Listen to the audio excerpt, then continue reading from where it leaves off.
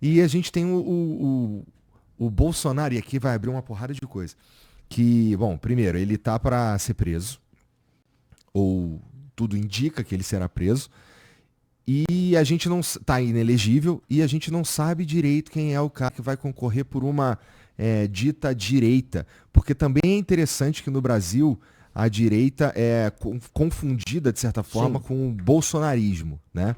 Se tu é de direita, tu é bolsonarista, sim. né? Bom, eu vivo, minha vida é isso. Então, e aí, cara? E o ano que vem a gente tem eleições que prometem ser tensas de novo, né? Sim. Bom, o que eu posso colocar? O bloco da direita, o que a gente chama de direita no Brasil, ele está agora numa fase final de absorção pelo centrão. Então, a direita, ela surgiu como fenômeno de internet, idos de 2000 e...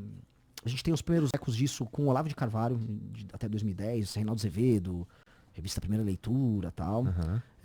Na década seguinte, a gente tem 2013, a apropriação das ruas de 2013, eu participei diretamente disso, pela direita, pela classe média, surgimento dessa direita, movimentos liberais, Lava Jato fora Dilma, Bolsonaro surge, é uma coisa antissistema, fora do jogo, e aí ela chega de maneira prematura no poder com o Bolsonaro, que é muito parecido com o Trump. O Trump também não achava que ia ganhar a Aham. eleição em 16, ele ganha a eleição e não tinha programa, teve que chamar ele, Trump, os caras old school do Partido Republicano, os caras mais das antigas, pra administrar o governo dele. E esses caras não concordavam com as coisas deles. Eram caras que até a raiva do Trump. Que era uma espécie de centrão do Partido Republicano. Ele fez um governo, nhé. O Bolsonaro faz esse governo, ele não tinha equipe, não tinha nada. Um monte de doidinho foi pra lá no governo. E ele chama os caras do centrão. Que quando ele começa a governar, foi no meio pro fim da pandemia. Ele entrega o governo ali pro Ciro Nogueira, os caras do centrão começam a tocar o governo mesmo. Vira um governo absolutamente convencional. Ele também imaginava que ia se salvar do impeachment, tinha toda discussão sobre impeachment ali entre 2020 e 2021. E aí ele vai pro PL, ele elimina a possibilidade de montar o partido dele ali, perde eleição, e aí o PL absorve todos os nomes da direita. E o PL tá na cana que eu descrevi. Por que o PL quer o Nicolas? O Nicolas foi 1,5 milhão de votos. Quanto isso representa de dinheiro? Né? Com o Nicolas eu posso fazer vários prefeitos e vereadores. Só que não é um Nicolas, são, sei lá, falando só dos bolsonaristas, não os caras do centrão do PL, vamos falar que tem uns 70, 80 bolsonaristas no PL, como deputado federal. Então, pô, o PL, ele absorveu, ele fagocitou a direita como parte da mecânica eleitoral e financeira dele. E outros elementos da direita também foram absorvidos. O Partido Novo se tornou um satélite do Bolsonaro.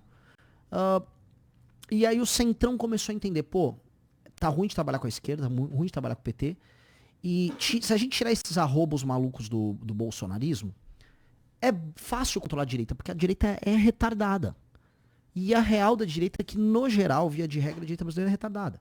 E quando você é retardado e assume um cargo no executivo que tem muita responsabilidade, de administrar educação, orçamento e tal, você vai ter que chamar uns adultos na sala. E quem são os adultos na sala? Péssimos adultos, semi-alfabetizados, imbecis, mas eles existem, que são os casos do Centrão, que estão administrando nesse instante quase 5 mil cidades ao redor do Brasil.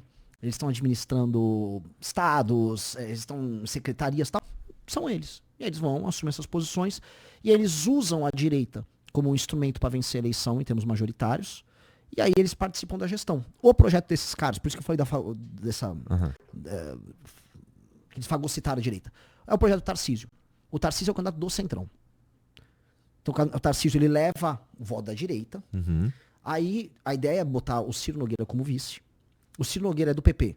O PP fez uma federação com a União Brasil, que em Brasília, nos corredores, eles chamam de PEPUNE, esses nomes horríveis, assim, acho que é a Federação União Progressista, mas na prática, eles falam, eu sou do PEPUNE.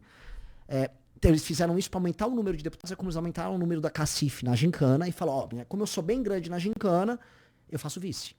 E aí eu decido quem é o meu governador aqui, e eles começaram a fazer o jogão ali. E aí eles fecharam com setores do mercado financeiro, uma parte do setor empresarial, expectativa do agro. A ideia de assim, a gente lança o Tarcísio, que é um sujeito legal, bacana, ele é um executor. A gente fecha o centrão inteiro com ele. Então ele o Kassab, que é do PSD, o PEPUNE, PP, União Brasil. O MDB vai fazer uma federação com republicanos, e que eles chamam nos bastidores de MDBREP. Então, junta um super bloco, isola o PT, e aí o centrão toca o Brasil e faz umas reformas ali junto com o Tarcísio. Esse era o plano dos caras. Até o Eduardo Bolsonaro tacar uma pedra e está tudo merda aí no plano. Né? Essa é a parte da direita. Da esquerda, Em tese, seria o Haddad o nome. Tá. O Lula... O Lula não? O Lula tá se animando novamente agora, né? Ele voltou a... O Eduardo, os Bolsonaro aí, tudo isso que tá acontecendo aí com taxação e tudo mais, parece que tá ajudando o Lula no fim das contas, né? Tá. Eu tava falando com o Kim hoje, os deputados da esquerda ficam falando nos corredores, puta, animaram o velho. O velho tá animado. Então, a turma da esquerda tá mais animadinha. Há uma percepção dos deputados bolsonaristas de que o Eduardo tá levando as coisas pra um caminho ruim. Um setor inteiro como o agro tá muito puto. Assim, espumando. Então, assim, a análise é que isso que está acontecendo lá do Trump, está falando essas coisas aí, tem a ver de fato com a ida do Eduardo Bolsonaro para os Estados Unidos e alguma articulação que ele fez ali. Tem também, mas eu estabeleceria, vamos dizer, a razão pela crise diplomática Brasil e Estados Unidos, em termos percentuais, a responsabilização para o Eduardo e o Paulo Figueiredo, especialmente o Paulo Figueiredo. O arquiteto disso é o Paulo Figueiredo, que é bem mais inteligente e habilidoso que o Eduardo, e que tem contato com o Trump. O Eduardo também tem, mas o Paulo é mais capaz. 20%. O Trump, no mesmo período, sei lá, de 15, 20 dias que ele taxou o Brasil, ele também anunciou México, Japão, acho que Coreia, anunciou União Europeia inteira, falou dos BRICS, meteu Rússia no meio, meteu OTAN. Ou seja, o Trump tá tirando para todo lado. Então ele já ia fazer isso com o Brasil por razões outras que Xandão e não sei o quê. Ele ia fazer isso porque faz parte do projeto de reordenamento geopolítico dos Estados Unidos na gestão atual dele que quer fazer. Isso iria acontecer, o Brasil ficou numa posição muito exposta, a gente pode até comentar por que o Brasil ficou nessa posição exposta. Tá anotado aqui também. O Brasil basicamente ficou com a bunda de fora, achando que era esperto e agora tá, né? E sei lá, 70%, 80% da razão concreta por conta disso é esse tema. Tá bom, então a gente já volta nessa daqui, porque eu te cortei na que tu tava falando antes, que era... eleições. Isso. Então o Lula, ele tá, vamos dizer, voltando a se assanhar. Acho que é uma coisa de curto prazo, porque eu acho que, vamos dizer, a gente terá problemas econômicos. Eu não acho que você vai ter uma reversão da popularidade dele, uma reversão intensa. Logicamente que ele acredita numa mítica dele. Por exemplo, em 2005 ele estava muito queimado no começo do ano por conta do mensalão, e ele, com o efeito Bolsa Família e com o crescimento econômico que já a partir de 2004, ele já começou a apontar. Então, ele fala, pô, tu vai ter uma fênix aí comigo, né?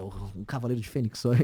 Ele não é, mas tudo bem. Mas ele dá aquela animada. Mas eles estavam ensaiando muito o Haddad nisso. Teremos nós. A gente vai ter a candidatura. Eu até comentei assim, mal... Dá tempo? Dá. O partido, ele foi protocolado no TSE para ser julgado sexta-feira, da semana passada. Cumprindo os prazos, vai dar com folga. A não ser, assim, as coisas estão... Mas assim, o TSE foi muito republicano conosco. Assim, eu não tenho um A para falar do TSE. Tem um A. Se rolaram os bolsonaristas falavam teorias conspiratórias de que o TSE não queria deixar saltar o partido deles. A real, assim, eu não vou ficar dando luz para cego, né? A gente tem um time, uma reengenharia de todo o processo da montagem do partido dos Bolsonaro. Cara, eu não deixaria um bolsonarista, sei lá, trocar um pneu do meu carro. Esses caras, se der qualquer atividade mais complexa do que gravar um vídeo xingando alguém, vai dar merda. Assim, eles foram uns retardados. E além de serem retardados, eles ficavam culpando o tribunal e os cartórios por erros que eles estavam cometendo. Assim, enfim, não vou dar luz cego pra eles, mas a gente olhou e falou, que idiotas. E o TSE, dentro do papel que cabe a ele, nos tratou de maneira cordial, tirou as dúvidas que a gente precisava. Então a gente vai... acho que não tem motivo nenhum pra a gente ter problema. Entendi. Então dá tempo para vocês participarem das eleições. E aí vocês já pensaram em quem que vai ser? Ou estão pensando ainda? Estão pensando por mim, cara. Isso é uma droga. Porque eu não quero... Estão falando assim, a gente fez o convite... Eu já fiz vários convites pro Danilo Gentili. O Danilo representa muito a energia nossa de todo esse processo desses 10 anos. O cara que não ficou alinhado com... Ele sempre foi antipetista, inimigo dessa censura toda que ele mesmo passou, humoristas passam. Sofreu perseguição do bolsonarismo, arrumou briga com o bolsonarismo. Ele é um cara muito símbolo disso tudo, além da projeção que ele tem, além de ser um cara com um caráter do cacete. Tem o Cristiano Beraldo, que é um empresário de sucesso, um cara que trabalha conosco já há bastante tempo. Hoje ele é um dos âncoras do Pingos nos Is na Jovem Pan. Cara brilhante, que tem uma ideia de Brasil, uma ideia de recuperação do Brasil via infraestrutura que é única.